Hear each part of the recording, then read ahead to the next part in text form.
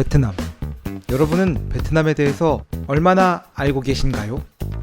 쌀국수와 베트남 전쟁이 여러분이 알고 계신 전부는 아니겠지요?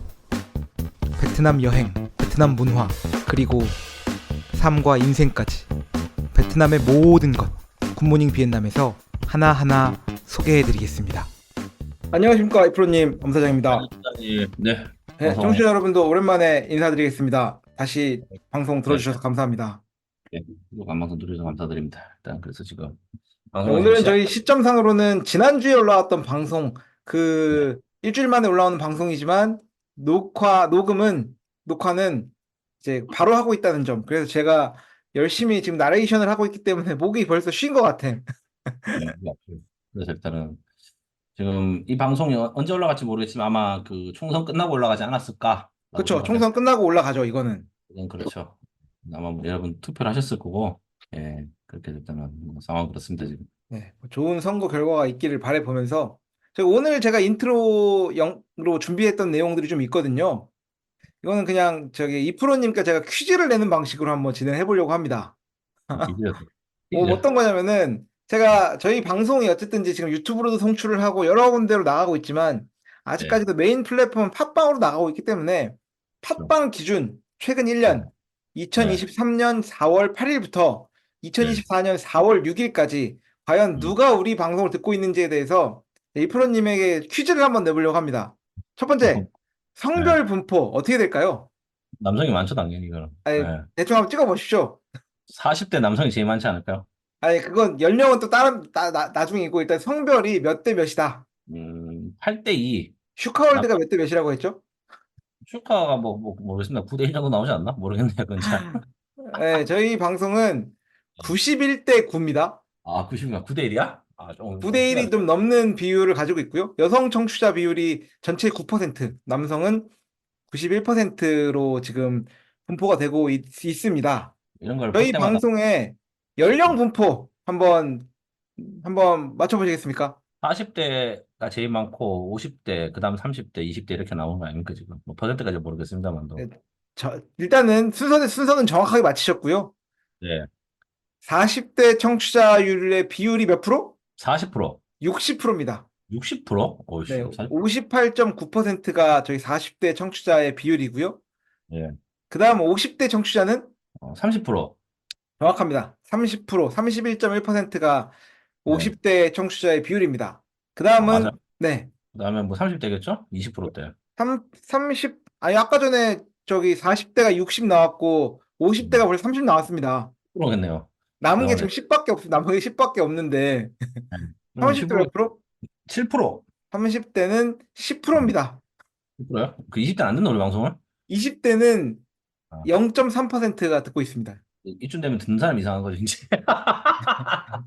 영점. 그리고 저희 네. 10대 청취는 0%고요. 그다음에 20대가 0.3% 정도 듣고 계신데 어쨌건 저희 방송을 듣고 계신 20대 여러분 하여튼 감사드리고요. 저희 10대가 또 30대는 우리 형님들이 섞여 있을 수 있으니까 근데 20대 기준으로는 뭐 한국, 베트남 뭐 취업에 궁금한 게 있다. 그리고 아니면 뭐 베트남으로 뭐 어떻게 해야 되는지 궁금한 게 있다. 이제 그렇게 생각하시는 게 있으면은 엄사장 2%에게 편하게 연락 주시면은 제가 또 밥도 사주면서 커피 한 잔 사주면서 또 얼마든지 도와드릴 의향이 있으니까 연락 주시면 감사하겠고 30대 여러분들 중에서는 저희보다 좀 어린 30대 초반까지는 제가 20대 포함시켜드리도록 하겠습니다. 이 친구가 산다 그랬으니까 저는 책임을 안 지겠습니다, 지금. 그리고 이제 저희는 40대, 50대 저희 방송을 듣고 계신 저희 독지가 여러분들의 많은 후원과 아, 예. 지지와 네. 응원을 기다리고 있습니다. 그리고 혹시 또 제가 생각할 때 이 방송 듣고 계신 분 중에서 베트남에서 이미 큰 사업을 일구신 분들이 있을 것 같아, 이미. 그렇죠. 예. 그런 분들 아, 계시면은 뭐, 뭐, 이거 이제 10대 칼이니까, 이제, 방금 얘기가 뭐냐면, 요새는 10대 분들은 틀딱이라는 표현을 안 쓴대. 그럼 뭐라고 씁니까? 그냥 딸피라 그러 딸피. 딸피? 그러니까 딸피. 거의 죽어간다. 이제 한 방 치면 죽는다고. 네. 얘도 얼마나 손잘 거잖아. 이제부터 이제 딸피다, 이제. 네. 그냥, 뭐, 좀, 저기, 그게 이제, 뭐, 좀 연세 드신 분들 좀 위험할 수도 있는데, 이제는 저희 어릴 때만 해도 이제 좀 그런 이제 나이 많고 좀 나쁜 어른들을 보면 틀딱틀딱 그랬잖아요, 사실. 근데 그러면 이제는 쭈에 딱딱거린다고. 틀딱이라는 표현 자체가 이제 틀딱들이 쓰는 표현이네. 이제는 딸피다, 딸피. 치고 있는 이제. 쓰니까 이제 뭐, 아유, 네. 그뭐 또 다른 질문 없어요, 인터뷰 어떻게? 아, 그 기기 유형 분포, 이거는 뭐 굳이 중요한 건 아니지만, 나 저희가 저기 어, 앱으로 들으시는 분들이 3.8, 38%, 그다음에 기타로 이건 중요하지 않은 것 같습니다. 회원 유형 분포, 우리 구독 회원과 비구독 회원의 비율이 있습니다. 이거 되세요? 네. 어떻게 되는 거예요?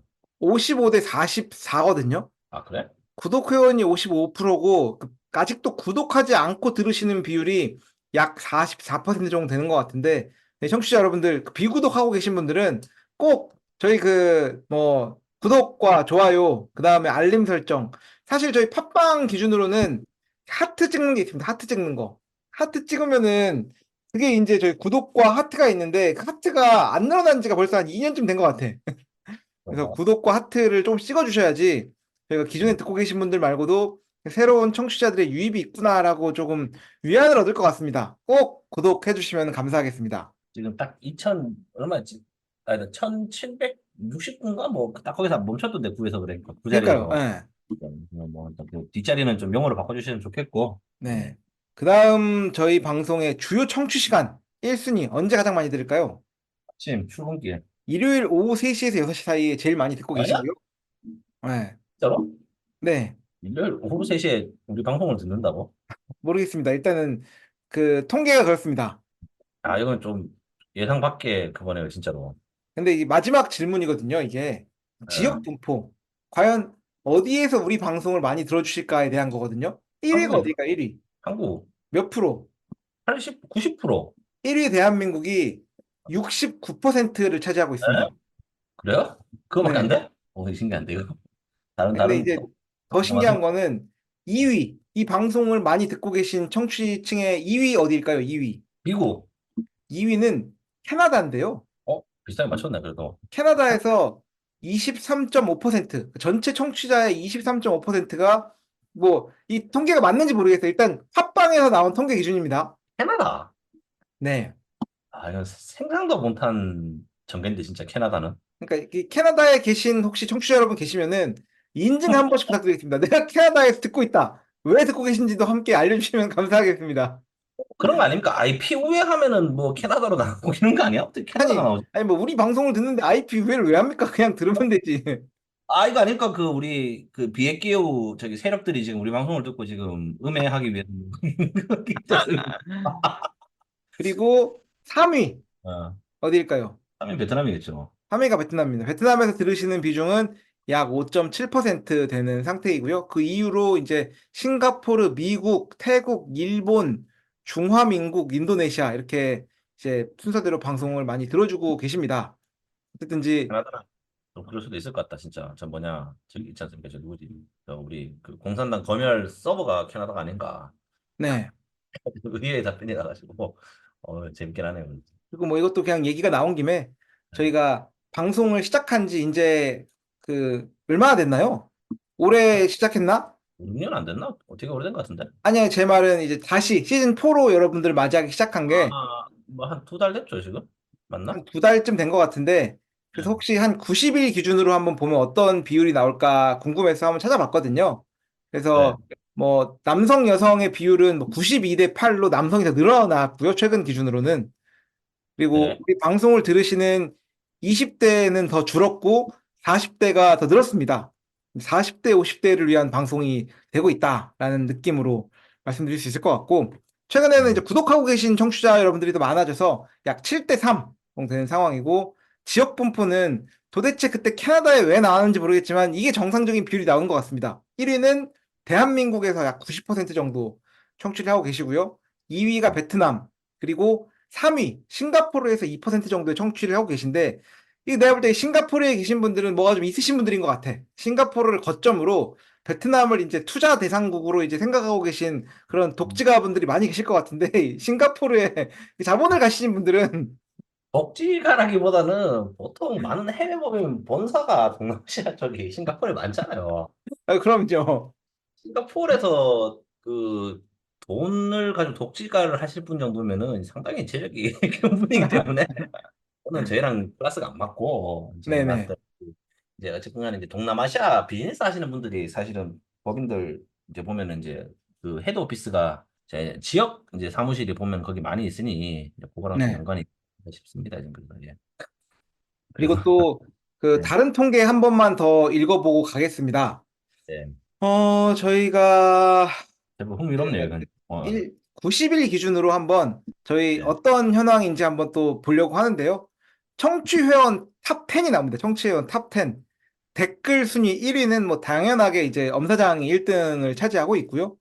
그렇죠. 수박대리님 3개, 야음동 외노자님 3개, 엄민님 2개, 이런 순서대로 지금 댓글을 남겨주고 계십니다. 예, 댓글을 남겨주신 모든 청취자 여러분 감사드립니다. 최근 기준은 1월 8일부터 3개월간의 기준이고요. 네. 청취 시간 기준으로 저희가 한번 통계가 나왔는데요. 그 1위, 미스터 메타님, 지금 최근 3개월 동안 4일 11시간을 방송을 들어주셨는데, 이거 혹시 그 틀어놓으시고 이제 그 잠깐 까먹고 안 끄신 거 아니에요? 아니, 아유, 이 4일이면은 저희 방송을 1화부터 끝에까지 정주행해야 되는지 나오는 거의 시간대거든요. 그렇죠. 맞아요, 맞아요. 네, 그렇게 들어주셔서 감사드립니다, 지금 네, 그래서. 들어주셔서 감사드립니다. 그리고 10248339님, 2일 3시간 동안 지금 방송을 들어주셨습니다. 이게 3시간요? 네. 이게 그리고 3위, 배달 민족 이어님께서는 1일 18시간 동안 저희 방송을 들어주고 계셔서, 이거는 진짜 근데 많이 들어주신 분 계시겠지만 진짜 고맙네요. 이게 4일 동안 방송을 잘못 키우고 나가셨는지 모르겠는데, 뭐 여튼 뭐 들어주셔서 감사드려요, 진짜. 네. 여기서부터는 이제 좀 정상적인 숫자가 나오는데, 호잇 후후후핫님께서 20시간, 그 다음에 이제 저희 댓글도 달아주셨던 오뚜기님께서 14시간, 그 다음에 6위는 자르79 9시간 51분, 닉네임을 변경하세요님께서 7위 7시간 52분 들어주셨고요. 8위는 10286350 7시간, GMR01님 7시간, 그리고 또 당당하게 또 우리 그러는 너 형님께서 아, 6시간 32분을 방송을 또 들어주셨습니다. 감사드립니다. 재밌네요. 그래서 그리고 또 후원 순으로 또 보면요. 이제 최근 3개월밖에 안 되다 보니까 야음동 연호자님께서 3회나 후원해 주셨고요. 수박대리님 또 1회 후원해 주신 거 진심으로 또 감사드립니다. 음, 마지막 통계입니다. 저희 좋아요 순. 좋아요. 좋아요 순. 첫 번째 1순위에 그 브라우니님께서 6개 좋아요를 찍어주셨어요, 총. 아마 최근에 올라온 방송 다 찍어주신 걸로 이제 볼 수 있을 것 같은데, 그러는 너 이제 형님께서도 6개 좋아요 찍어주셨고요. 네. 후회가 적도록 님도 6개, GMR01, 0102483339, 엄민님, 니콘801님이 이제 각각 좋아요 5개씩 찍어주셨고요. 8, 9, 12에 이제 에딘님 10568392님이 3개. 그리고 여기 10위에 여기 그 독도르구. 이거 예전에 그 이 아이디가 무엇인가? 어떻게 했나? 네네. 우리 맞죠? 또 저기 애청해주시고 저희랑 네. 같이 또 만나 뵙고 또 했었던 우리 청취자 분께서 나와 계신서 굉장히 반갑습니다. 또 네. 들어주시고 여전히 찾아주시고 한 거에 대해서 진심으로 또 감사의 말씀 드리겠습니다. 감사드립니다. 마지막 통계 하나 보고 또 본론으로 들어가겠습니다. 마지막으로. 이건 이 통계 방송으로 삼아도 될 것 같은데요. 저희 최근 3개월로 어떤 에피소드가 인기가 가장 많았나를 보고 싶은데 아, 3개월로 볼까요? 1년으로 볼까요? 1년으로 봅시다. 3개월 1년. 뭐 몇 개 안 했잖아, 지금. 그러니까 최근 1년 동안 어떤 에피소드가 가장 인기가 있었나를 한번 봅시다. 살펴보도록 하겠습니다. 1년요. 어떤 방송이 제일 인기가 있었을 것 같습니까? 1년 전에 뭘 했는지를 봐야지. 맞죠? 그래서 되게 이게 너무 이게 좀 잠깐만 1년 전 걸 봅시다. 음. 근데 이게 조금 뭐랄까 되게 예. 신기한 게 뭔지 알아요? 근데요. 아무래도 모든 방송은 다 1화가 인기가 제일 많은데 최근 어, 1년 동안 가장 인기 있었던 방송은 일단 113화 시장 분석 F&B 시장 좀 어떤가요? 방송이 전체까지 1년 동안 1등이고요. 그래요? 네. 좀 관심이 많으신가 보네 이런 쪽은 확실히 F&B 이런 거는. 그다음에 됐습니까 지금? 2등은 뭐예요? 그리고, 제가 잘못 생각했는데, 다행히도 저기 저기 1화라고 나와 있어서, 과거의 1화가 1등이 아닌가 싶은 생각이 들었는데, 최근에 올라왔던 시즌 4 1화, 베트남 식품 시장에 대한 게 이제 2위, 그 다음에 베트남 진출 전략편이 각각 이제 3위, 나무위키가 1편이 4위, 그 다음에 진출 전략 1이 5위, 그리고 나서 방송 이제 새로 하고 100만 년 순서대로 전 방송들이 또 올라와 있습니다. 6위가 그 베트남에 대한 얇고 넓은 지식. 제가 시즌 1 5화로 했던 방송이 이제 아, 최근 그래요? 그 에피소드 인기 탑으로 올라와 있는 상태입니다. 이렇게 탑이라고 하니까 되게 강력해 보입니다, 아주 그냥. 그리고 뭐 8위에 이제 그 맛집, 베트남은 높고 맛집은 많다. 미식가 이봉재가 참여한 편이 지금 뭐 8위에 올라와 있고요. 그리고 9위는 저희 투어 컨설팅, 양 선생님과 함께하는 하노이의 여행에 대해서 투어 컨설팅 편이 또 인기 방송으로 차지하고 있고, 음, 10위로 마지막으로는, 이 이름 오랜만에 들어보네요. 이 사람이 있었다는 존재도 잊고 있었는데, 누구야? 11화, 정착 비법, 베트남에 처음 와서 살게 될 때 알아야 할 12가지. 누구랑 찍었는지 기억하십니까? 아, 그 아닙니까? 그 누구냐? 생존의 달인입니다. 생존의 달인. 생겨서 누구였지, 이거? 우리 생존의 달인 이바퀴님과 함께했던 방송이 또 최근 1년간 10위를 차지하고 있었습니다. 그러니까 예전에는 참 캐스트들 많이 불렀네. 맞아, 아유, 우리. 그럼요. 지금 다들 한가했나, 사람들이? 음, 좀 여유가 있었는지, 그러고 보니, 맞아. 방송을 많이 불렀었네요, 그러고 보니까. 네. 알겠습니다. 그래서, 이, 이박이라고 하니 갑자기 막, 또 갑자기. 좋습니다. 오늘 인트로는 이렇게 굿모닝 비엔남 이거는 그냥 하나 끊어서 올리고 새로 방송을 해야 되나 싶은 생각도 드는데 너무 네, 잠깐 쉬었다가 그 나무위키 4편 시작하도록 하겠습니다.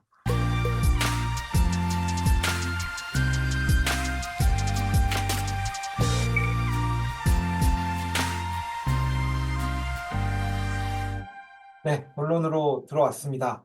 합시다. 네. 저희가 지난 시간까지 베트남의 치안에 대해서 한번 살펴봤고요.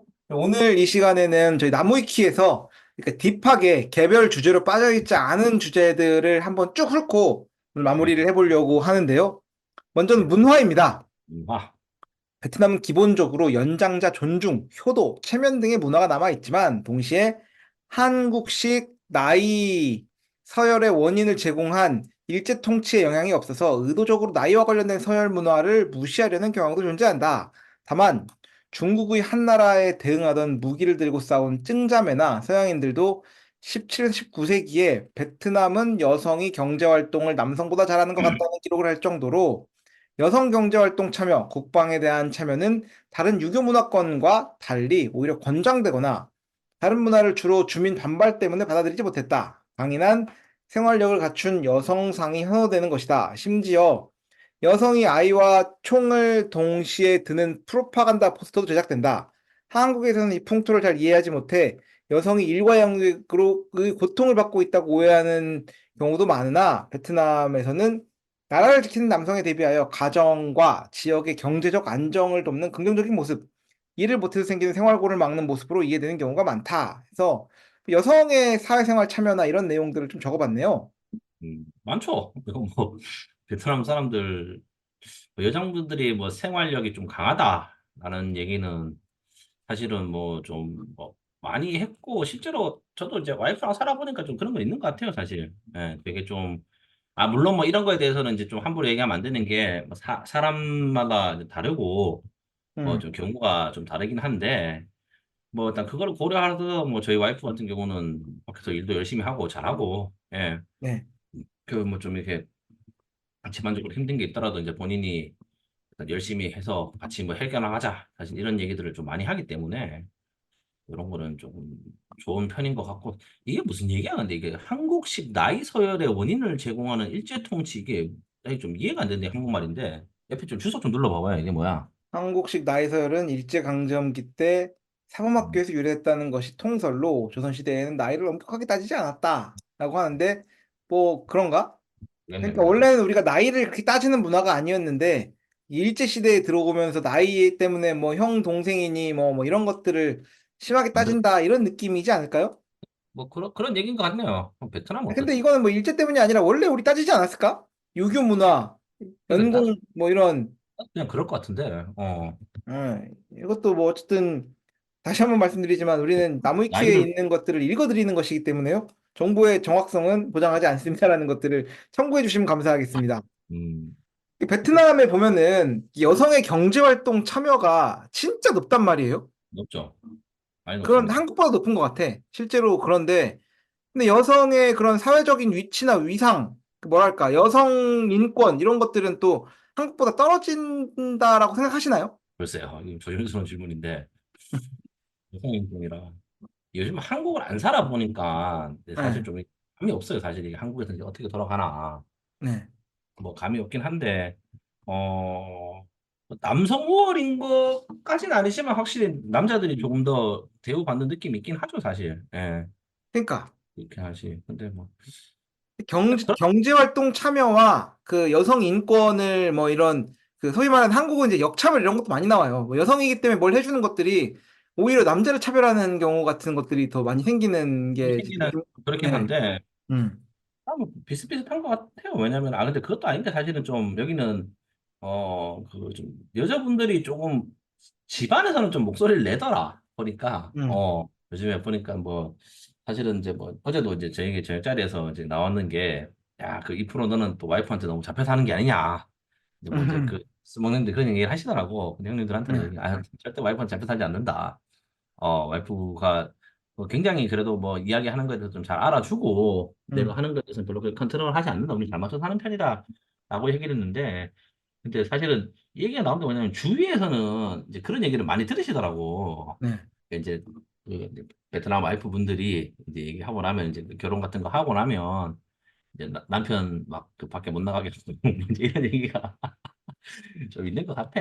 그러니까 근데 이제 느낌적인 네. 느낌상 한국은 예전에 이제 가부장적이다라고 하면은 뭐 남자가 뭐 남자가 막 지금 뭐 큰일 하는데 막 이런 느낌도 있고 그거 좀 그런 막 게 있는. 그 이제 가정폭력 이런 것들도 뭐 옛날 같았으면 좀 더 있었을 것 같고 근데 음, 지금은 사실 그런 건 없는 것 같단 말이에요. 여자랑 남자랑 그냥 가정에서의 그런 뭐 이런 남자가 뭐 우선이 되고 뭐 이런 느낌은 사실 많이 없어진 것 같은데 베트남 여성 경제 참여가 높아짐에도 불구하고 뭔가 어쨌든 남자가 한량같이 집에서 놀아도 뭔가 이런 음.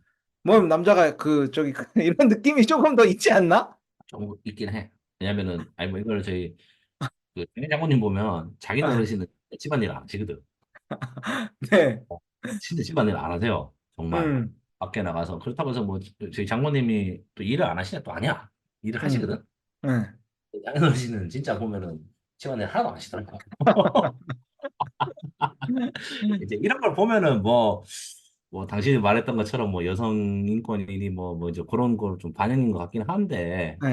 근데 저는 맞아요. 제가 저기 그 베트남에 있으면서 뭐 짧은 경험이지만 공장에서 일할 때가 있었는데 공장에서 회식을 두 번을 했는데 회식할 때마다 남편이 왔고요. 그리고 심지어는 한 번은 여자를 엄청 때렸어요. 사람 앞에서. 아, 그래? 왜 때린 거지? 아, 어디 저기 퇴근하면 집으로 와야지 남자들이랑 시시덕거리면서 술자리 갔냐고. 뭐, 그러니까 저는 뭐 그거 극단적인 근데 예시겠지만 좀 하여튼 그러니까 그런 게 있었다. 음, 넘어가겠습니다. 그래서 무슨 그렇죠. 얘기하는지 모르겠지만 유교의 영향은 한국과 일본의 중간 정도라서 가부장제가 존재하긴 하나 남부 지방에서는 한국 조선시대 초기 이전의 풍습처럼 신부 집에 신랑이 사는 풍습을 따르는 경우가 있다. 여성의 음, 경제활동은 캄보디아 등지에서 따르는 동남아 특유의 전통에 가깝다. 아기 머리맡에 칼을 두어 애군을 물리친다는 풍습도 캄보디아와 비슷하다. 굳이 한국에 비유하면 제주도의 풍습과 비슷하다. 일부야 무슨 종교적으로는 불교의 영향이 매우 강한 나라였고 프랑스 지배기에는 카톨릭 교회가 한동안 세를 얻기도 했지만 역시 공산주의 영향으로 지금은 희석되어 종교가 없는 인구가 70%가 넘는다. 한국의 원불교가 외래 종교로는 최초로 정부의 승인을 얻어 공식적인 종교 활동을 할 수 있게 되었다. 베트남인의 성명은 성과 이름으로 이루어져 있다. 근현대에 들어와서는 찌노인 폐지되고 찍고 국물을 쓰면서 한국과 마찬가지로 자신의 이름을 찌농으로 표기할 줄 아는 베트남인은 극소수가 되었지만 베트남의 성명에는 찌놈 뜻이 포함되어 있는 성명이 많다. 한국처럼 몇 개의 성이 과점하다시피 하는 경향이 있다. 특히 가장 많은 성인 응우엔시가 베트남 전체 인구의 38.4%나 된다. 베트남의 김씨인셈이다.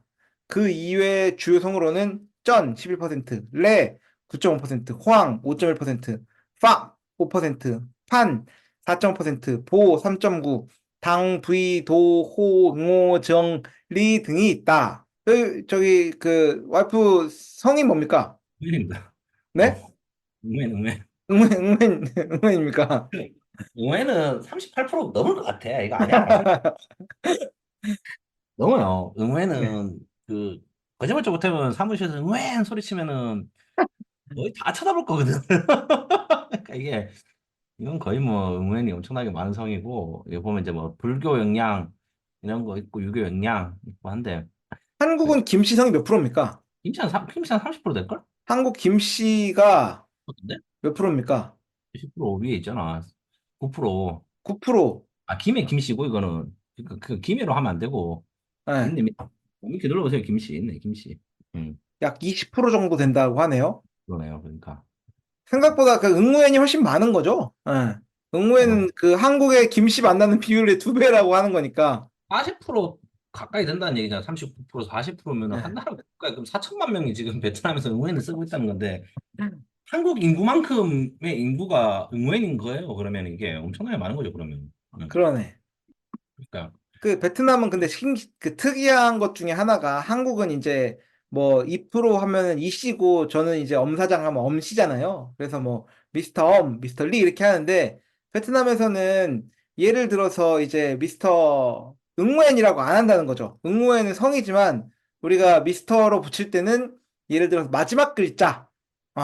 예를 들어서 뭐 지금 뭐 누구로 예를 들어 볼까? 뭐 이순신 그러면은 미스터 리가 아니라 미스터 신이라고 부르게 되는 거고요. 그리고 이제 뭐 세종대왕 이름이 뭡니까? 씨, 이게 뭐죠? 잠깐만. 있을 거 아니야? 이 킹세종. 세종 뭐 예를 들면 킹신가? 뭐 모르겠습니다. 여튼 그렇게 해서 우리 마지막 글자의 단어를 이제 이름으로 부르는 경향이 아니라 그렇게 이제 부르는 게 베트남은 좀 신기했던 것 같아요. 그래서 외국 사람들은 우리가 뭐 미스터 뭐 하면은 그 뭐가 음, 성으로 생각하는 경우가 종종 있는데 그 성 아니고 이름의 끝글자다. 예를 네. 들어서 뭐 저 같은 경우에 베트남식으로 부른다고 하면은 미스터 결 뭐 이렇게 되는 거겠죠? 미스터 엄이 아니라. 예. 이거 봅시다. 일단 네, 베트남과 한국의 부처님 오신 날은 일주일 차이가 나며 두 나라 간에 윤달이 차이 나는 경우도 있다. 뭐 이건 넘어가겠습니다. 베트남 부처님 공산, 네? 네? 부처님 오시는 날이 날짜 차이가 나요? 몰랐는데 이거는. 부처님이 두 번 왔나 봅니다. 그러니까 신기하네. 이거는 말씀드린 솔직히 말해서 상상도 못한 건데 좀 신기하네요. 이거는 일단 봅시다 그래도. 베트남 공산당은 초기부터 전통주의, 민족주의 세력을 많이 포섭했고 대민 선전용으로는 마르크스, 레닌주의 같은 공산주의 이데올로기 못지않게 근성의 저항으로 대표되는 민족주의 또한 강조했다. 때문에 아시아권의 다른 공산주의 국가, 특히 khmer 치아, 캄보디아, 잠시만요, 화면 공유를.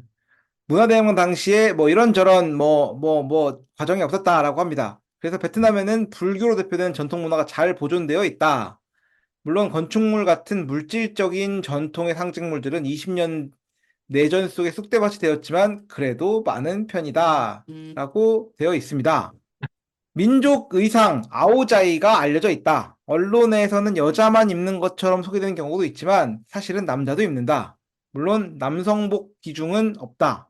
또 베트남 항공이 아오자이를 스튜어디스 복장으로 쓴다. 베트남에는 토끼 해가 없다. 대신에 고양이 해가 있다. 아 고양이가 없습니다. 그쵸. 그 기초 고양- 베트남어 시험지에도 베트남에는 토끼띠 대신에 고양이띠가 있다라는 내용으로 나온다. 네. 이거는 그냥 근데 여기는 왜 이렇게 뜬금없는 주제들이 계속 나오냐? 아오자이 얘기가 나왔다가 성이 나왔다가 뭐 문화니까 뭐 그럴 수도 있을 것 같긴 한데요. 이거는 하백이가 없는 건가? 2%랑 엄사장이 그 저희 토끼띠입니다. 그래서 이거는 이제 명확하게 기억을 하고 있죠. 베트남에는 토끼띠가 없다. 자축 토끼띠. 인묘 신유술의 진사오미 뭐 그게 하는데 아 맞아요. 토끼만 달라요. 토끼가 왜 없죠 근데? 그 어. 뭐 저기 음. 공부했는데 기억이 안 나네요. 아 이거 있겠죠. 이게 토끼 안 네, 잡힌. 네. 뭐좀 토끼가 좀 여기 토끼 고기는 먹는데. 어. 토끼라는 동물이 없는 건 아닌데 꼰터가 있는데 맞아. 이제 그러고요. 맞습니다. 계속 하시고 그래서 지금 뒤에 봅시다. 그래서 뭐 계속 읽다 보니까 너무 힘드네요. 어, 이프로님 이어서 해주실 수 있습니까? 자, 그럼 자 보자. 베트남에서 공식 지정한 뭡니까? 공휴일? 공휴일은 새해 첫날 그 양력설이랑 이제 때 음력에서 이제 음력설 이렇게 나오고 이제 흥부원기일이 뭐냐면은 이 당군 할아버지 오신 날이에요. 음력 3월 10일. 이게 다음 주인가? 베트남이 그렇더라고 보니까 다다음 주인가? 해가지고 지금 쉬는 날에 하루 있는데 이 음력이라 가지고 좀 매일 바뀝니다. 매년 좀 바뀌는 네. 하는데 이게 그 개천절 같은 성격으로 해서 하루 쉬는 게 있고 4월 30일 남부 해방 기념일 이거는 뭐 이제 그 남북 통일된 날이죠. 사실 따지고 보면 그다음에 이제 5월 1일 노동절 그다음에 9월 2일 독립기념일까지 해가지고 독립기념일은 이제 그 말 그대로 이제 나라 독립하면서 이제 나온 날짜인데 그렇게 해서 이렇게 쉽니다 베트남은. 근데 따지고 보면은 구정 때문에 한국이랑 쉬는 날짜 숫자가 차이 별로 안 난대 의외로. 가장 큰 건 사실 그 토요일 일하는 것 때문에 그러지, 뭐, 구정 연휴를 뭐, 통째로 일주일 쉰다고 하면 뭐, 큰 차이는 안 날 겁니다. 근데 사실은 이게 근데 체감상 베트남에서 일을 해보시면 알겠지만 느낌이 그 되게 한국 비해서 연휴가 없는 것 같긴 한데 음. 근데 이게 이제 사실은 이제 연휴 숫자로 치면 한국이랑 해서 조금 한국이 많긴 한데 또 뭐 그렇게 차이는 없다 그러더라고요. 보니까 왜냐면 구정을 길게 쉬는 것 때문에 지금 그렇게 됐다고 해서 저희가 아 이거 그 휴일에 대해서는 예전에 이제 휴일이 없는 나라 베트남인가 하는 편으로 저희가 녹음을 한번 한 적이 있습니다. 그 내용 한번 찾아서 들어봐 주시면 좋을 것 뭐 같습니다. 길게 내용 할 건 아닌 것 같고 그렇게 보면 이제 인구가 많지만 경제 기반이 시작된 데 비해서 대중문화에 한국, 중국, 일본, 태국 영향을 많이 받는다. 일단 한국 영향 많이 받고 있고 중국 영향도 사실은 되게 지금 많이 그거를 받았더라고요. 그래서 사실 와이프랑 얘기를 해보니까 와이프 어릴 때는 다 중국 드라마를 봤잖아. 음, 그러니까 공감대가 형성이 돼요. 예를 들면 우리 판관포 청천 뭐 이런 거 있잖아요. 어, 와이프 알더라고. 어, 왜냐면 이제 그 판관포 청천 이런 것들이 이제 사실은 이제 한국에서 저희 어릴 때 같은 경우 되게 유명했었잖아요. 사실 개작두를 그럼요. 데려다 하면서 막 그 네. 뭐 용작두니 개작두니 뭐 그 작두 타는 얘기 많이 했었는데 와이프도 그걸 잘 알더라고. 어, 왜냐면 이제 사실 이제 베트남 같은 경우 이제 와이프 어릴 때는 이제 그거 같은 경우는 보면서 이제 좀 문화 영향을 많이 받아가지고 지금도 사실은 중국 드라마 같은 경우는 지금 많이 하죠. 네. 그렇고 태국, 일본은 잘 모르겠다. 일본의 영향은 뭐 이건 사실 조금 모르겠어요. 제가 뭐 일본을 좋고 싶고 떠나가지고 일본 문화를 와이프 어릴 때는 우리 옛날에 엑스제팬 노래 듣고 한 것처럼 네. 일본 음악들이 조금 트렌디한 음악이었는 것 같긴 하더라. 그래서 보니까 와이프도 지금 음, 이제 뭐 일본 가수들 얘기하고 한 번씩 하던데 그 태국 같은 경우는 태국 영향은 엄청나게 많이 받는 거는 사실은 음식? 음식 일단 첫 번째로 엄청나게 태국 음식 많이 먹어요. 진짜 태국 네. 식당은 정말 많다 베트남에. 음. 그다음 두 번째가 영화. 아, 태국 영화 영화. 그때 공포 영화. 정말 지금도 저희 집 밑에 있는 롯데시네마 가보면은 아마 그 영화 10개 중에 2개는 지금 공포 영화일 거예요. 아마 그것도 태국 공포 네. 영화. 그래서 태국 쪽에 나오는 그런 공포 영화들은 엄청나게 지금 많이 보고 있다라는 거에서 음, 그런 영향을 많이 받고 음식 같은 경우는 특히 또 뭐 태국 음식은 아까 말씀드린 것처럼 진짜로 식당 많거든요. 이게 많이 먹고 음. 그런 거 같은 경우는 좀 영향이 있다라는 거고 그다음에 뭐가 있습니까? 뭐 한국 드라마 이거 사실은 뭐 한국 드라마는 그 옛날 드라마 같은 경우는 와이프가 저보다 잘 알더라. 옛날에 저기 수입 많이 했더라고 보니까 겨울 연가. 뭐 그런 예전 그런 드라마들 있지 않습니까? 네. 겨울 연가 이제 그런 이제 드라마들 같은 경우는 사실 와이프가 실제로 자기 어릴 때도 그렇고 드라마를 많이 봤다라는 겁니다. 근데 음, 뭐 그런 상황이죠. 그다음에는 뒤에 뭐 있습니까? 보자. 그다음에 뭐 한국 문화에 대한 호감은 뭐 많죠. 뭐 적지 않습니다. 사실 이건 뭐 이건 없다 하면 거짓말이고. 네. 예. 이렇게 했고 그다음에 뭐 베트남 배우로는 페이지 티코가 응원 장판 이 사람이었구나 이게. 저는 저 누군지 봤어? 모르겠습니다. 스타워즈를 안 봐가지고. 스타워즈 제가 안 봤죠. 이거는 네. 개인적인 스타워즈 팬으로서 이거 거의 사형선 걸리는 영화였거든. 네. 이 사람인데 왜 이렇게 살이 빠지게 나오네? 원래 살이 더 쪄서 나오는 건데 이게 아주 막 이거 잠깐만 좀 내려보세요. 이거 지금 그 페이지 테코 한번 봅시다. 이거 지금 아니 나는 배우가 궁금한 거예요. 사실 이거 그 스타워즈는 참 제 어릴 때 정말 재밌게 본 드라마인데 이 최근 영화들이 다 엉망이더라고. 왜 이렇게 달라 생긴 게? 저희는 지금 저기 라디오 중심이기 때문에 너무 보이는 거 네. 중심으로 설명을 하시면 안 됩니다. 예를 들면은 같은 말씀드리면 스타워즈 라스트 에서는 되게 이분이 나왔을 때 뚱뚱하고 재수없게 나오거든 네. 드라마에서. 근데 실제로 나무위키 얼굴을 보니까 이렇게 생기지 않으셨네요. 되게 좀 얼굴이 예쁘게 생기셨는데, 네. 어, 알겠습니다. 넘어갑시다. 일단 뭐 중요한 건 아니고. 일단 좀 봅시다. 그래서 그다음에 베트남의 성문화는 한국보다 더 보수적이다. 트랜스젠더 뭐 그 관대한 성향이 없다. 뭐 성별 정정이 처음 허용된 것도 2000년대 말 이건 아마 이제 트랜스젠더 같은 경우 성별 정정이 가능하다라는 거고 네. 네. LGBT에 대해서 부정적으로 생각을 하지는 않는다. 뭐 이거 같은 경우는 이제 와이프가 이제 좀 그런 얘기 하더라고. 약간 요즘에도 와이프는 되게 이런 거 싫어하거든요. 약간 네. 그 소수 이제 이런 분들을 되게 싫어하시는데 요즘에 약간 그 베트남 트렌드 같은 걸로 뜨는 게그 레즈비언들이 약간 젊은 세대에서 좀 트렌드 같이 뜬대 이게. 그래요? 이게 약간 좀 트렌디한 음. 약간 연애 형태 이런 식으로 좀 베트남에서 요즘에 젊은 사람들이 좀 많이 하는 연애 형태가 그 한국도 옛날에 그랬잖아. 우리 성공한 누님들이 이제 젊은 네. 남자들 성공한 누님들 만나는 네. 나이 많은 그 여성분들 있지 않습니까? 그 음. 젊은 남자들이 이제 그게 첫 번째 요즘 트렌드고 그게 네. 지금 산업부터 해가지고 지금 뭐 TV도 그렇고 지금 그게 약간 트렌드고 두 번째가 약간 그 여자들 약간 그 뭐냐 레즈비언 요게 약간 조금 트렌디한 연애 형태 좀 핫한 연애 형태라고 해서 지금 베트남에 지금 얘기 나온다고 하는 것 같더라고요. 그러니까 보니까 이게 그래서 약간 진짜 레즈가 아니라 약간 패션, 뭐 패션 레즈 컨셉, 같은 이런, 예, 그러니까 뭐 진짜로 뭐 둘이서 뭐 물고 빨고 할 수도 있겠지만 그게 아니고 약간 와이프 네. 얘기는 좀 패션 레즈가 약간 좀 음. 트렌디한 연애 형태로 지금 베트남에서 지금 많이 비춰진다 그러더라고요. 지금 보니까. 근데 이거 그래서 뭐 뭐 보면 이제 성소수자나 이런 거 보면 한국보다 게이, 나 레즈는 잘 모르겠는데 게이나 이런 건 좀 더 많은 것 같아요, 느낌상. 아니, 근데 이거는 제가 봤을 때는 비율은 똑같다고 생각하고 단지 노출되는 빈도수의 차이인 것 같아. 베트남이 좀 더 개방적인가? 그러죠. 아니, 그게 좀 더 당당하게 드러낼 수 있는 거지. 예, 제가 봤을 때는 그 동성애자의 비율은 예. 국가랑 뭐 그 뭐냐 인종과 민족 이런 것 때문에 차이가 나는 게 아니고 제가 봤을 때 이건 저의 개인적인 생각이지만 그냥 일정 부분은 있다고 생각해요. 동서고금을 막론하고 심지어 네. 동물도 동성애자들이 있다며. 어디에도?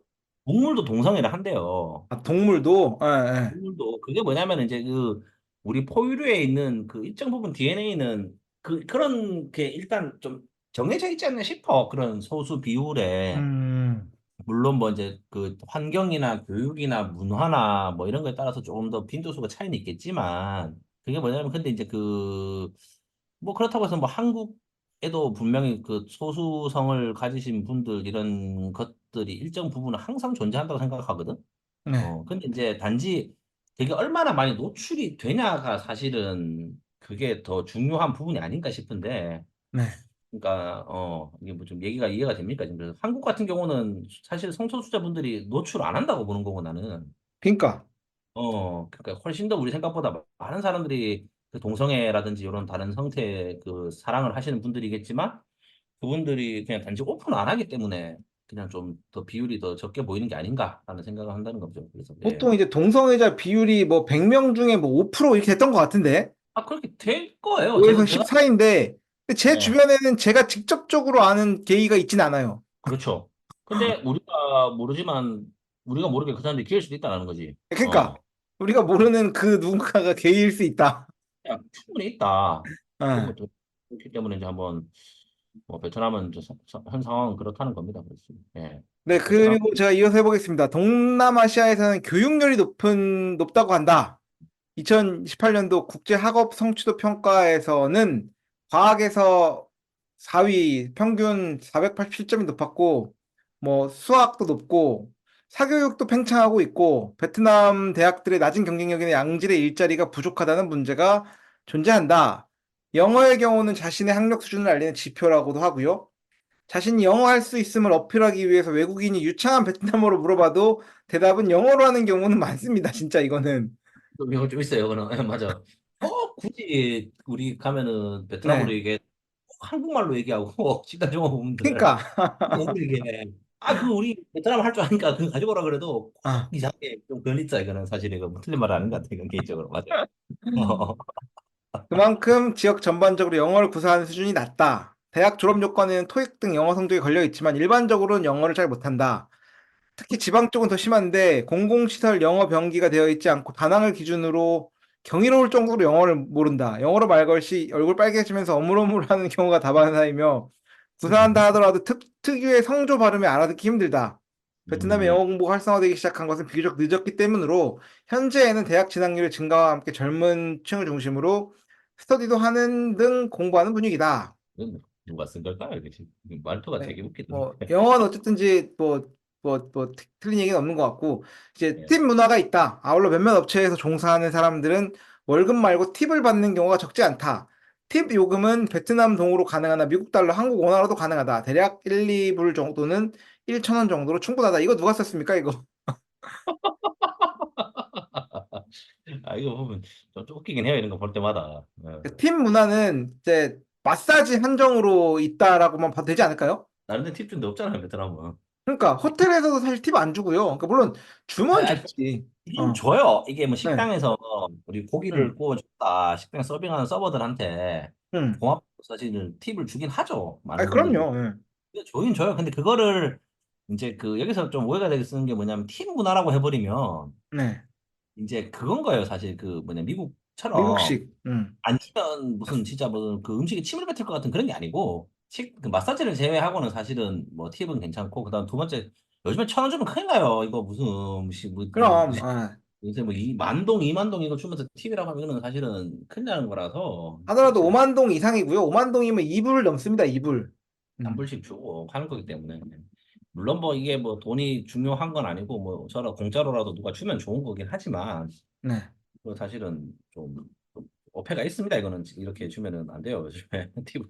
근데 제가 이제 베트남 네. 살면서 느꼈던 거, 그리고 또 주변에 누군가가 하는 걸 보면서 느꼈던 사항을 보면은 이 팁이라는 게 어쨌든지 그렇게 큰 돈은 아니잖아요. 5만 동이나 이런 게 큰 돈은 아닌데 줬을 때 서비스의 질이 높아지는 거는 그만큼 있다. 그래서 항상 팁을 줄 때는 먼저 팁을 주고 시작하면은 사실상 여러 가지 배려나 혜택 같은 것들을 받을 수 있는 경우는 꽤 있었다라는 게 이제 견해라서 뭐 팁은 이거는 뭐 뭐 이 거의 문화를 뭐 망치면 안 되겠지만 뭐팁 주는 건 나쁘지 않습니다. 식당에서도 주면은 굉장히 친절하게 잘 갖다 주고 팁 주면은 반찬이 비지 않게 노력을 자주 해주고 막 그렇습니다.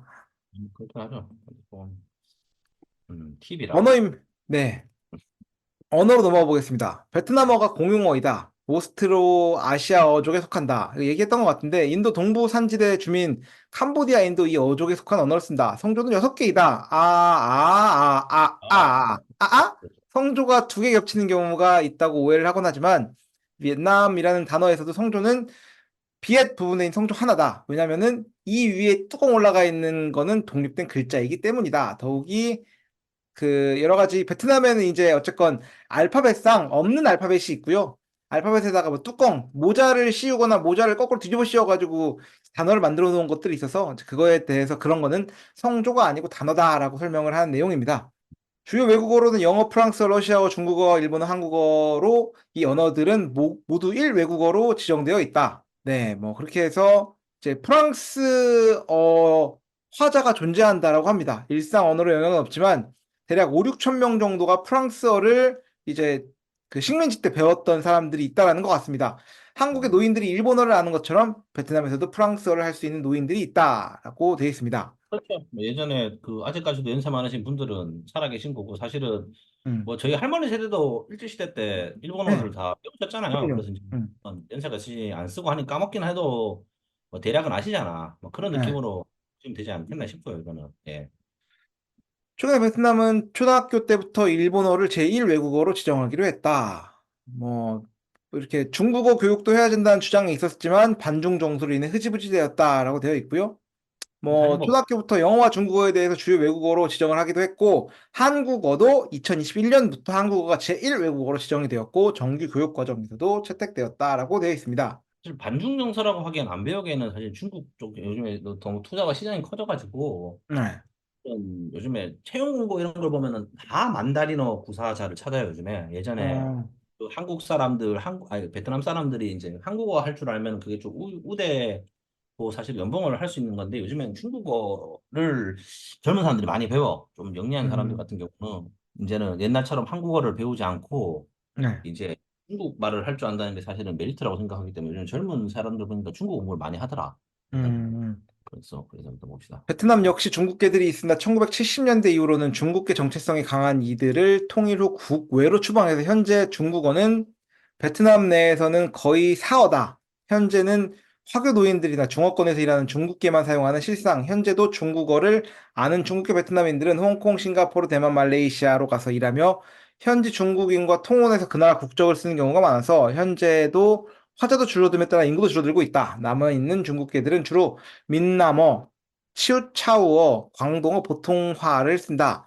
소수는 원난성의 방언인 백어를 쓰기도 한다라고 되어 있습니다. 중국어를 할 줄 아는 사람들이 있다더라. 단지 밖에 나서 안 쓰는 거지. 여기가 좀 뭐, 어려운. 그러겠죠? 예. 왜냐면은 뭐 추방들 하고 화교들 많이 갔다고 하지만 실제로 있다 그러더라고 보니까. 봅시다. 뭡니까 지금 밑에. 아, 요즘에 그 베트남 음악 얘기가 나오네요. 네, 다음 주제로는 베트남의 음악입니다. 락 음악과 사이케델릭 음악이 성황한 나라였다. 베트남이 참. 전체적으로 대중음악은 도이머의 정책 이후로도 이제 서구 문물이 많이 유입되었다라고 하고요. 뭐 동남아시아에서 제법 락 음악과 사이키델릭 음악이 성행한 나라였다라고 합니다. 락을 좋아했다. 재밌네요. 네, 봅시다. 일단 베트남의 봅시다. 음악. 베트남의 음악 어떻게 생각하십니까? 베트남 음악, 베트남 음악이죠. 사실 뭐 그거 베트남 음악 하면 뭐 따로 뭐 남는 뭐 기억이나 그런 게 딱히 있지는 않습니다. 근데 최근에 그 틱톡에 나왔던 노래 있잖아요, 그거. 그게 그 지금 뭐 타이바본본 하이파이 뭐 그게 한 최근 몇 년 동안 가장 그 뭐냐 핫한 킬러 타이틀에서 좀 이게 흥했던 노래인데 그거 이제 그걸 베트남 음악인 걸 모르시는 분들이 많더라고. 그래서 그 그거는 여러분이 아시는 건 띵띵땅땅이라고 돼 있거든요. 띵띵띵 그 네, 제로투 댄스 추는 제로투 배경음악이 베트남 음악입니다. 베트남 음악인데 그 베트남 애들에서 지금 그게 제일 대박이 났죠. 그래서 지금 네, 그러니까 그게 저도 근데 못 알아듣겠는데 그 띵띵땅땅이라고 돼 있거든요. 상당히 띵띵 땅땅 치고 나올까요? 그 띵띵땅땅 가사를 보면은 이게 비슷하더라 이게. 그러니까 보자. 이거 맞아. 그러니까 뭐 그 오빠를 만난 순간 뜨거운 사랑을 느꼈다. 뭐 이런 노래 음, 그런 얘기입니다. 띵띵띵 땅땅 띵땅.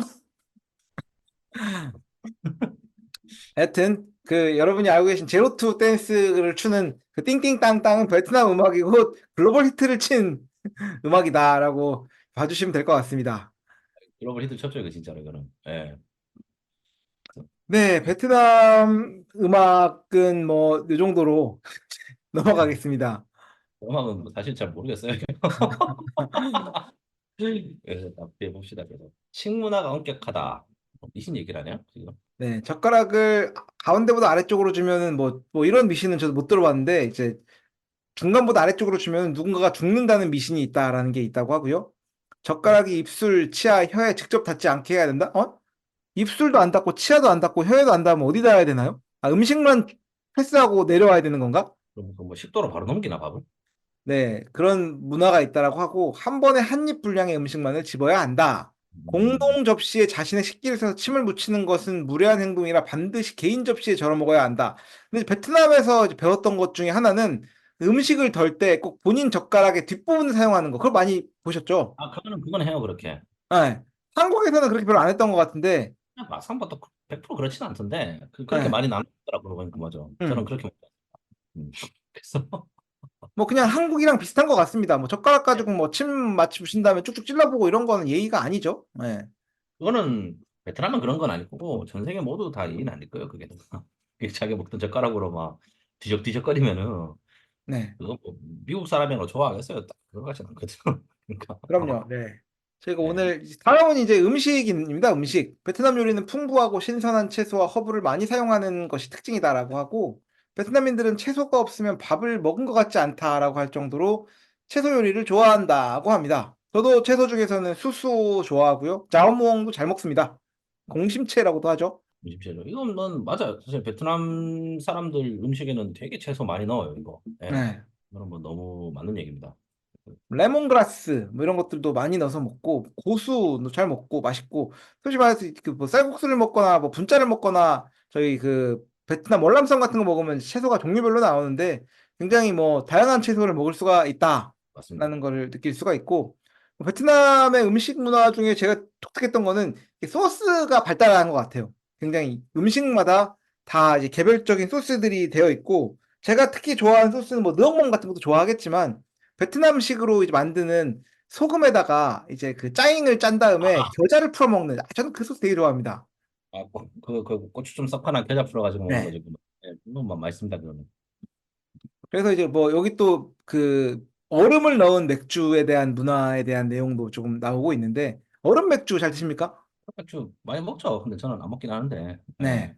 왜냐면은 이거 그냥 간단해요. 그냥 뭐 이게 뭐 특별한 게 아니고 냉장 시설이 네. 없으니 이전에 네네. 이렇게 바닥이 있다라는 네. 하는데 뭐 이 틀린 생각 아닐 거예요, 아마 이게. 예. 네. 맥주 소비량이 대단히 많은 나라다. 전 세계 10위 안에 들어가는 맥주 대국이다. 라고 되어 있고요. 뭐 아시아에서도 중국, 일본에 이어 3위인데 동남아를 한정하면 1위인 나라들이고 특이하게 하이네켄이나 버드와이저 같은 메이저 맥주 회사들이 힘을 못 쓰는 지역이다라고 하고 자국 브랜드가 상당히 이제 힘을 이제 차지하고 있다라는 내용을 이야기하고 있습니다. 맞죠.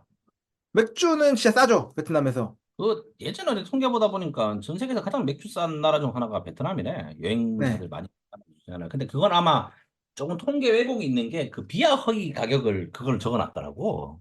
음, 비아 허기가 뭐냐면은 베트남식 부천동. 그 뭐 이상한 생맥주예요 사실 그거. 네. 생맥주인데 그 개인적으로는 그 뭐냐 파이프랑 이런 게 참 청국도 문제 때문에 잘 안 먹긴 하는데 한국으로 치면 생맥주 기계인데 네. 그거를 무슨 드럼통 같은 거에 가스 섞어가지고 이제 주는 맥주가 있어요. 사실 그 되게 맹맹한 맥주인데 네. 그거 같은 경우는 이제 예를 들면은 얼마냐 그거 싸요. 그건 진짜 뭐 한 잔에 얼마지 뭐 만동 이렇게 할 걸? 그거 아마 파는 거. 부천동이면 구천동 만동합니다. 네. 맞아, 한 맞아. 그러니까 잔에. 한 잔에 500원 막 이렇게 하더라고요. 그러니까 그게 네. 이제 그 외국에 저기 서구 쪽에 이제 그 무슨 여행 잡지 같은데 이제 얘기 나오는 게 이제 그가 그렇게 했다고 베트남만 맥주 한 잔에 500원이다 이런 식으로 해서 그러니까 파는 이게 데 저희가 비하 허위로 표현해야 될지 이걸 생맥주로 하는 순간 이게 드라프트 비어가 돼가지고 그 고급 생맥주가 500원이 되는 느낌이 되거든요. 되게 좀 이게 이러면 조금 뭐랄까 예 조금 고급스러운 느낌이 나는 거죠. 그러니까 맞아. 예, 드라프트 비어. 아프비아라고 하는데 예 네. 이거 많이 먹습니다. 그래서 맥주 같은 경우는 싸고 예 커피입니다. 베트남은 세계 2위의 커피 생산국이자 수출국이다. 로부스타를 세계에서 가장 많이 수출하는 나라이기도 하다. 식민지 영향으로서 이제 커피 지배를 많이 했다라고 얘기를 하고 있고요. 70년대부터 커피 재배를 시작해서 80년대부터는 세계 시장에 수출을 하기로 시작을 했다. 병충해로 브라질 커피 생산량이 줄어들 때 안정적으로 커피를 보급하면서 단기간 내에 커피 최대 수출국이 되었다. 참고로 베트남 커피는 주로 인스턴트 커피로 많이 활용된다. 베트남의 유명 커피 프랜차이즈로는 하일랜드 커피, 콩카페 등이 있다. 두 브랜드 대표적으로는 연유 커피를 선보이고 있다라고 합니다. 연유 커피 맛있죠? 저는 음, 베트남 커피 보통 뭐 카페 덴이라고 하는 블랙 커피를 베트남에 가면은 저는 그게 항상 너무 좋더라고. 그걸 아, 마셔야지 베트남에 온 것 같은 느낌이 난다라고 할까? 맞아, 맞아. 약간 그 먹고 나면 진짜 머리가 쨍한 게 아주 그냥 그, 그 느낌이 상당하죠. 아, 그 약간, 그 먹고 나면 진짜. 뭐 저희 프로랑 이제 그런 그 동네에 앉아가지고 목욕탕 의자 앉아가지고 먹는 카페 같은 데 가면 항상 이제 카페된 한 잔 시키면은 보통 이제 뭐 2만 동 이렇게 하잖아요. 1,000원 그렇죠. 이렇게 그런 경우, 하면은 그 진짜로 그 독극물 같은 거 갖다 주는데 작은 거를 그 유리컵에 갖다 주고 물 한 네. 잔 이렇게 주는데 거기다 물 섞어 먹어서 먹고 뭐 먹으면은 맛있습니다. 진짜. 맛이 있나? 맛이 있나? 뭐, 그거, 아니 근데 그, 그게 뭐 아메리카노랑은 좀 다른 느낌이죠. 이제 베트남에서 먹는 그런 맛이 있다라는 거지. 커피 생산 많이 하죠. 이건 저희 방송에서도 예전에 했었고 한데, 네. 커피 많이 했고, 사실 이거는 유명 브랜드는 아닌 것 같아. 하이랜드는 맞는데, 콩카페는 내가 봤을 때는 베트남 사람들한테는 유명한 프랜차이즈는 아닌 것 같아. 그거는 이제 외국 그 한국 관광객들한테 유명한 카페죠. 한국인들한테 이제 좀 유명한 브랜드고 사실은 뭐 베트남 자국민들한테는 뭐 특별히 뭐 엄청 유명한 브랜드까지는 아닌 것 같아 보니까 예. 이게 보면은 이제 그 카일랜드는 그냥 전형적인 뭐 그냥 스타벅스 같은 모던한 프랜차이즈 형태고요. 콩카페는 잘 아시겠지만 약간 그 베트남 전쟁 그 시대 컨셉 아닙니까? 1900년대 중반, 1950년, 아, 맞아요. 60년 예. 이때쯤 컨셉인 것 같은데 그게 사실 이제 뭐 우리는 이제 베트남을 기억할 때 뭐 공산당, 막 베트남 전쟁 이런 거니까 이게 베트남적인 느낌이 나는 거지. 하일랜드 가는 것보다는. 그러니까 더 그렇죠. 좋아하는 게 있는 것 같고 베트남 사람 입장에서는 뭐 그냥 한국으로 치면 뭐 한옥 카페? 약간 이런 느낌인가? 그런 것 같아. 보면 조금 네. 이상하잖아. 우리 그 우리 동네 카페를 갔는데 막 6.25 때 군복 입고 있으면 좀 이상하잖아, 이거. 그러니까 그러니까 어, 뭐 일제시대 막 그 있지 않습니까? 막 독립군 군복 입고 있는 이런 느낌이 아닌가. 그래서 제가 베트남 친구들이랑은 베트남 사람이랑은 그 콩카페에 가본 적이 없는 것 같아요. 딱 기억이 없나요? 저도 기억이 안 나. 아, 맞죠? 그렇기 때문에 뭐 홈카페보다는 뭐 사실 다른 프랜차이즈가 좀 더 잘 되긴 하는데 네. 맞아요. 근데 뭐 여행 오신 분들이고 한국 사람들 기준으로 했을 때는 뭐 카페가 유명 프랜차이즈긴 하죠. 그래서 예. 다음 주제는 영화입니다. 영화. 베트남의 CGV가 베트남 영화 시장의 60%를 차지하고 있다. 원래 베트남은 구경 영화가 아닌 메가스타 시네플렉스 하나만 있었는데 대침체로 인해 베트남 정부에서 메가스타를 매각하기로 메가스타가 외국 거였 나라 거였나요? 정부에서 메가스타를 매각하기로 결정했고 CGV가 이걸 인수해서 베트남 사업을 벌이고 있기 때문이다라고 합니다. 예, 구경 원래 그 뭐냐 저도 이거 아까 저도 이제 공부한다고 이제 내가 저거 영화 좀 찾아봤는데 나무위키 보고 이게 그거래요. 옛날에 저기 뭐냐 저 구경 쪽 원래 뭐 공기업 같은 거였는데 이거를 이제 그 이제 민영화 시키면서 산 게 CGV여가지고 음, 지금 베트남에 있는 그 영화관을 많이 지금 접수를 하고 있다라는 얘기인 거죠, 이게 지금. 예. 네. 오늘 마지막 주제인 스포츠인데요. 음. 베트남에서 축구가 가장 인기 많은 스포츠다. 프로리그인 V리그를 갖추고 있으며 동남아에서는 꽤 강호급이라서 동남아시아 C게임이죠, 이거. 동남아시아 축구 선수권 대회에서도 우승한 바 있다. 하노이에서 조금만 눈에 불을 켜면 축구장을 찾을 수 있을 정도. 하노이 중화 만다린 가든 쪽에도 많이 있다. 이거는 중화에 있는 사람이 있었나? 그러나 월드컵, 올림픽, 아시안컵과 같은 국제 경기에선 늘 예선 탈락.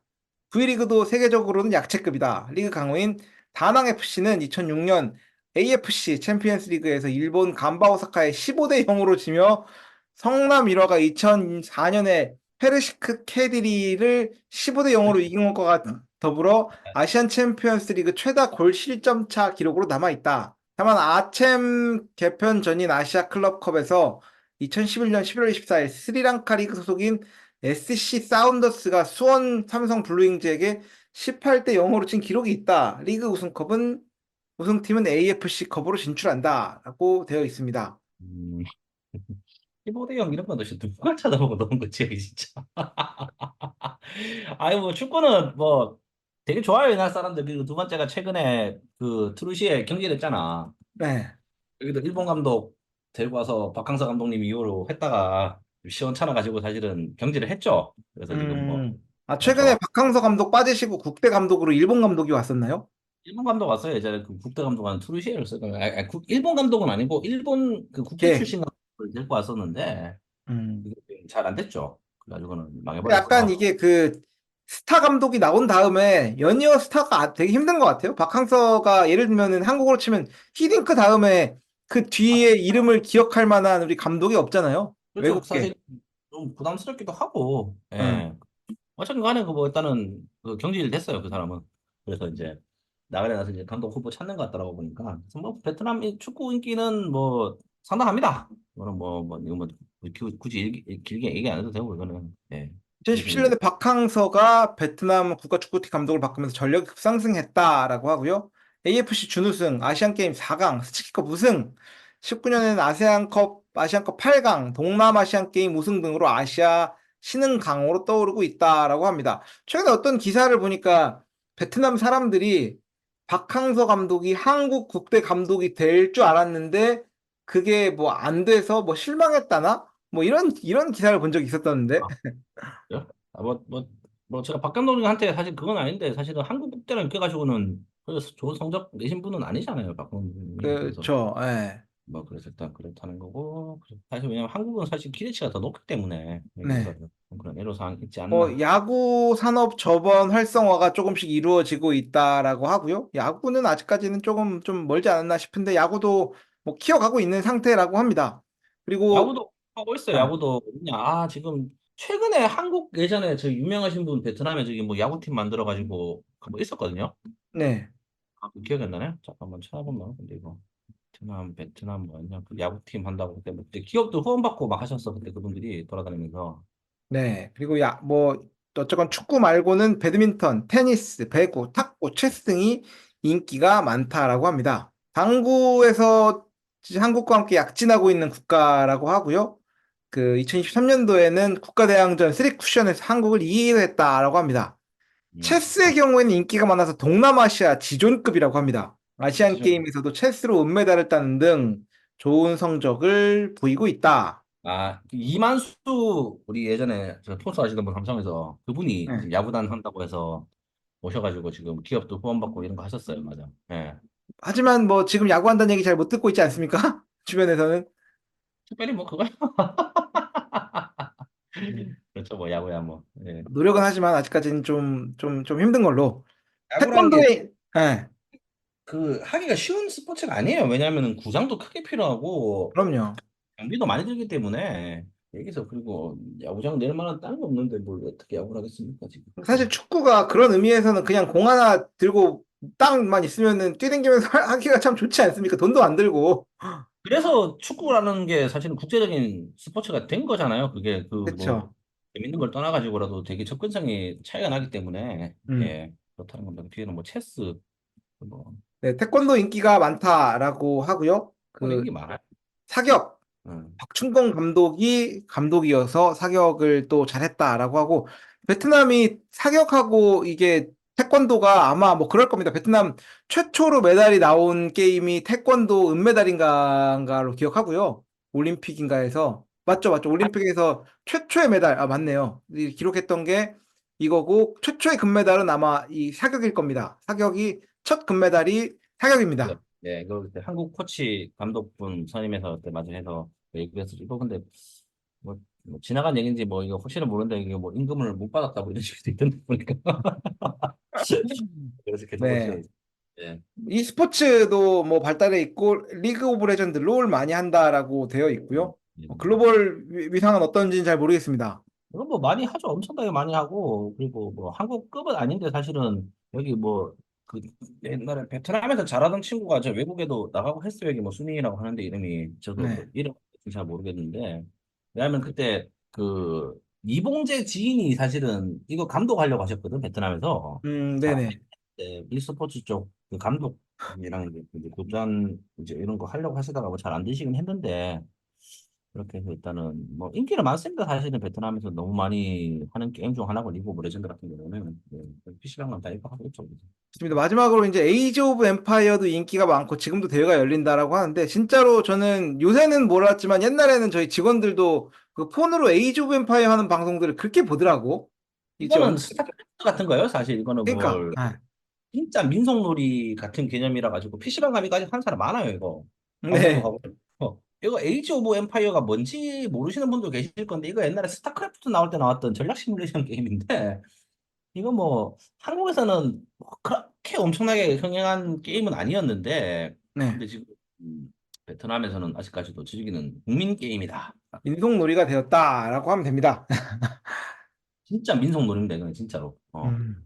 오늘은 저희가 베트남의 그런 주제로 세부적으로 쪼개지지 않은 것 중에서 베트남이라는 키워드로 있는 나무위키 마지막까지 한번 살펴보는 시간을 가졌고요. 저희가 다음 시간부터는 각 주제별로 뭐 정치, 경제, 사회, 문화 이렇게 쪼개져 있는 세부적인 주제들에 대해서 좀 깊이 있게 살펴보는 시간들을 가지고 가려고 계획을 하고 있습니다. 오늘도 이렇게 긴 방송 들어주심을 들 진심으로 감사드립니다. 감사드립니다. 네. 그래서 조금 이제 좀 딥한 얘기를 하죠 이제 앞으로. 예. 네네. 또 당분간 좀 제너럴하게 이야기를 했다면 이제는 조금 좀 밀도 있는 얘기로 해서 다음 방송부터 좀 준비를 한번 해봅시다. 네. 네, 오늘도 방송 들어주심을 감사드리면서 행복한 한 주 보내시기를 바라겠습니다. 아무튼 뭐절 재밌는 방송, 부족한 방송 재밌게 들어주셔서 감사드리고 다음에 뵙겠습니다. 네. 감사합니다.